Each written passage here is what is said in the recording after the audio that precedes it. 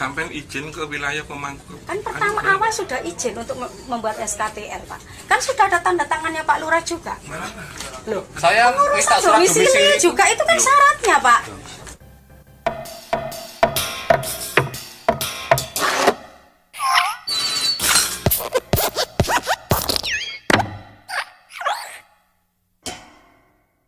Salam saudaraku, bertemu kembali dengan saya di Risans Channel dan saya harap teman-teman semua dalam keadaan sehat dan juga diberkati oleh Tuhan kita Yesus Kristus.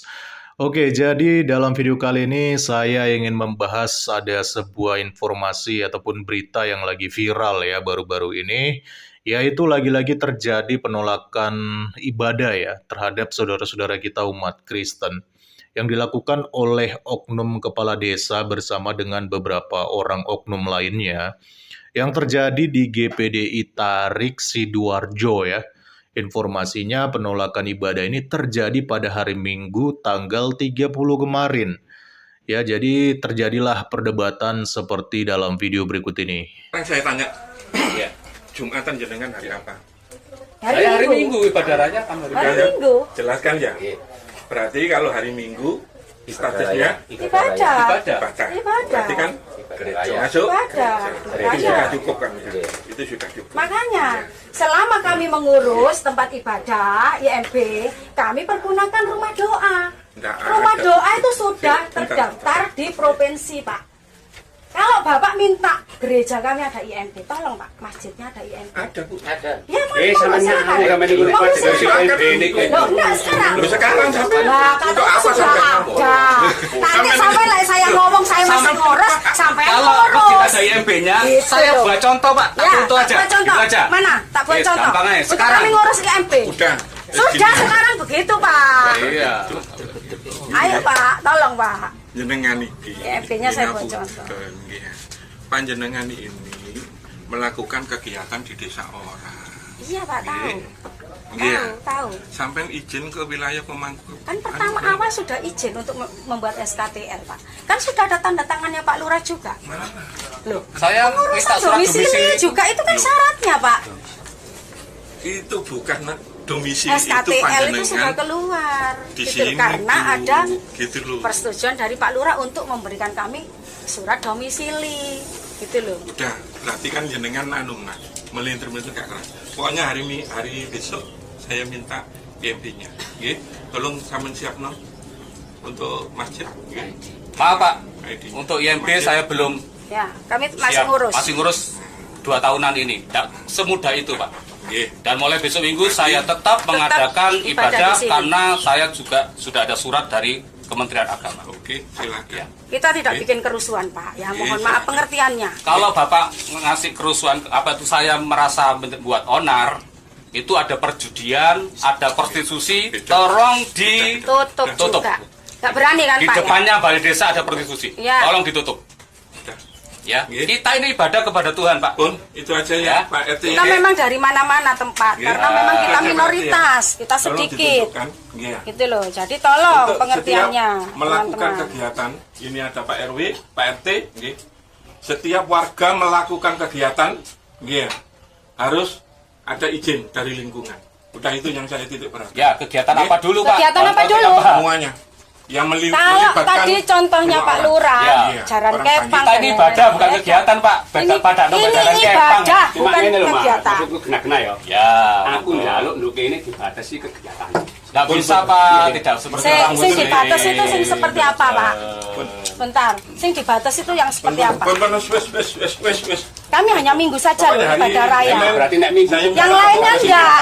Berarti saya pindah ganti hari ya, Saya Pak? tutup, nggih. terus ngaling-ngaling, Yang Pak. berkepentingan Enggak, ganti hari nanti tetap ke balai di sini desa. karena ini Nggih. sudah rumah kami. Oh, berarti Yang saya punya berarti kepentingan sampean wong nduk kembali ini sampean desa. anggur doa Ya. lumayan enggak, tersesat. loh. Saya Ya udah lah, mengundang Ini nanti kamu FKB ngono. Itu sampean sendiri Kulo yang ngomong Cak Suari. Bukan saya. Kulo ngomong. Oh, ini Cak Suari. Iya, kulo ngomong nih Cak Suari. Yang punya kepentingan Pak Ipin sebagai Tahmir, ya Ustadz Lut sama disiapkan, Mas Jemi sebagai yang punya wilayah anu, besok pagi datang ke balai desa. Nggih? Ya. Yang tidak berkepentingan akan saya suruh keluar nantinya. Nggih, kata mawon. Nanti Pak Kapolsek insya Allah saya ada tembusan. Iya. Oke, matur nuwun. Berdasarkan kronologi yang saya himpun ya dari berbagai sumber, peristiwa penolakan ini ternyata terjadi di sela-sela acara pemberkatan nikah ya. Jadi kepala desa bersama dengan beberapa orang, mereka menghentikan prosesi ibadah pemberkatan lalu memanggil pendeta dan kemudian terjadilah perdebatan seperti dalam video tadi. Miris ya, harusnya seorang kepala desa jika dia punya etika kan bisa dipanggil kalau ibadahnya sudah selesai. Setelah semua proses ibadah selesai kan bisa dipanggil dan dibicarakan baik-baik. Atau bisa dipanggil di kemudian hari, di besok harinya supaya tunggu dulu semuanya tenang gitu ya. Lalu diadakan mediasi dan dibicarakan baik-baik. Tapi ini malah melakukan perhentian prosesi ibadah. Lalu seperti yang kita lihat dalam video tadi, kepala desanya seperti tidak punya etika, dia marah-marah kenapa dilakukan ibadah, ya sementara mereka katanya tidak punya izin. Ini jelas-jelas sepertinya kepala desa ini tidak punya rasa toleransi, teman-teman. Sayang sekali ya, orang-orang seperti ini kenapa dibiarkan menjadi seorang kepala desa yang harusnya mengayomi masyarakat, yang harusnya mengayomi warganya, tetapi yang terjadi justru seperti ini. Dan ini saya pikir sangat-sangat memalukan ya, kepala desa tetapi tidak punya etika. Dari perdebatan dalam video tadi kita bisa melihat betapa egoisnya oknum kepala desa ini beserta dengan orang-orang yang bersamanya. Bahkan ada kabar lain menyebutkan kalau hampir terjadi baku hantam ya. Jadi dari kalangan pihak dari kepala desa itu ada yang mau pukul orang-orang dari pihak GBDI. Ya, jadi mereka dengan sangat keras, sangat menolak aktivitas kegiatan ibadah yang dilakukan GPDI. Dan alasannya klasik sekali teman-teman, yaitu alasan IMB atau alasan izin membangun tempat ibadah. Padahal pendeta tadi juga sudah menjelaskan bahwa mereka sudah mengantongi izin dari SKTL dan juga Kementerian Agama.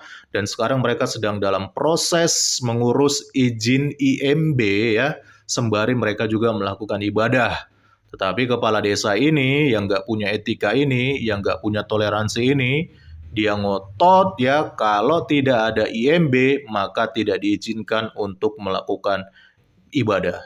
Heran ya, sementara ada orang melakukan kegiatan jarang kepang itu katanya nggak perlu izin loh. Ini ada orang mau beribadah kepada Tuhannya malah dimintai izin IMB. Kan beribadah itu hak semua orang.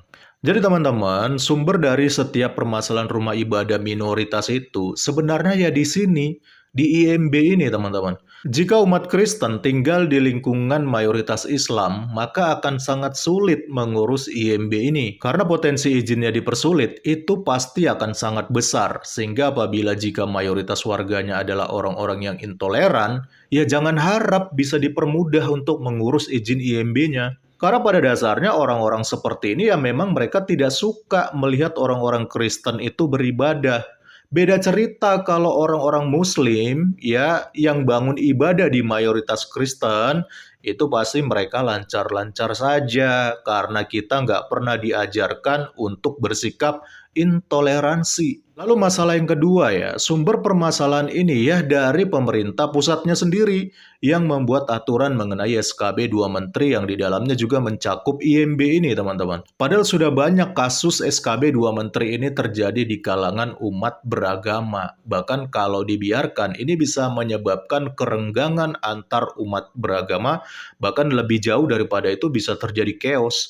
Tapi sepertinya pemerintah pusat seperti nggak punya solusi atas masalah-masalah seperti ini. Padahal dulu pemerintah pusat sendiri sudah pernah mewacanakan akan menghapus aturan ini. Tetapi nyatanya sampai sekarang semuanya ternyata cuma omon-omon doang. Dan minoritas tetap kesulitan dalam mengurus IMB rumah ibadah. Saya sih nggak permasalahkan ya soal SKB 2 menterinya. Sebenarnya itu bagus karena tujuannya kan supaya rumah-rumah ibadah di negara kita ini bisa tertib gitu ya, pembangunannya juga tertib.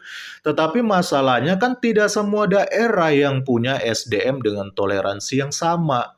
Karena realitanya masih banyak SDM kita, apalagi SDM dari umat sebelah, ya atau bahkan oknum aparat desa yang sangat-sangat intoleran terhadap umat agama lain. Dan SDM-SDM yang intoleran inilah yang mempersulit minoritas untuk memiliki tempat ibadah. Jadi mau sampai kapan kehidupan antar umat beragama di negara kita seperti ini? Tapi ada kabar baik teman-teman. Ternyata setelah kejadian ini viral, akhirnya PLT Bupati Sidoarjo berjanji akan mengeluarkan IMB paling lambat dalam waktu 1 bulan ini.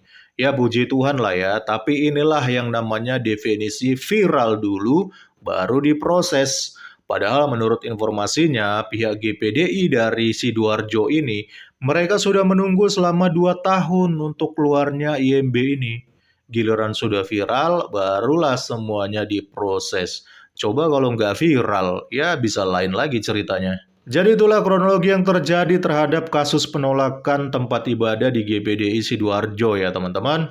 Nah kalau menurut kalian sendiri bagaimana? Sebenarnya kenapa sih masalah ini selalu saja terjadi? Berikan tanggapan kalian di kolom komentar. Salam kritis, Tuhan Yesus memberkati. Salam.